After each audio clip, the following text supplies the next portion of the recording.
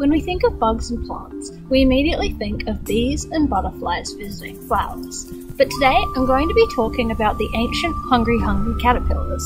See, dinosaurs weren't the only things that were dining on ancient plants. Bugs were too, just like they do today in our gardens. Way back when dinosaurs roamed, beetles and other bugs were buzzing around and eating plants. In fact, the earliest records of bugs eating leaves is from almost 300 million years ago, well before the dinosaurs, and is thought to be from an Australian cricket or grasshopper. All kinds of evidence of insects eating plants can be found in fossils from right under our feet. A lot of these fossils come from big slabs of rock, like these from Maslin Bay, not too far from here. If you take a little time in a lot of these fossils, you can see bits of leaf missing with a darker outline. These are the bites left from ancient bugs millions of years ago.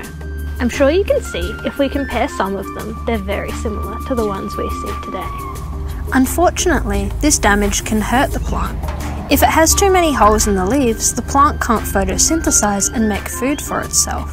And again, if the bug damages the flowers too much, it can't make more plants. What's really interesting is that some plants have been able to adapt over millions of years, so it's harder for bugs to eat them. For example, the smell of eucalyptus is an adaptation to try and stop bugs from eating their leaves.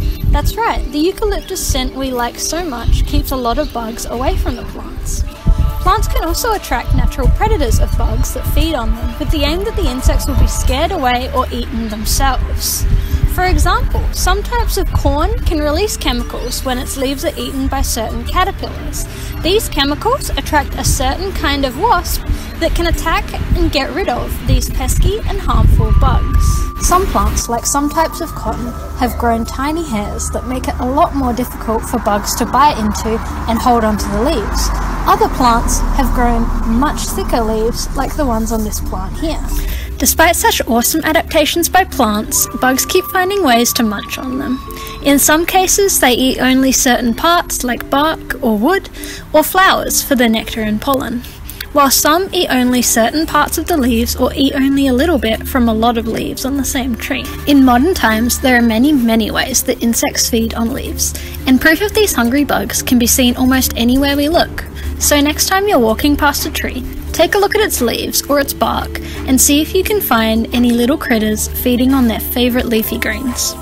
You'd be amazed at what you discover.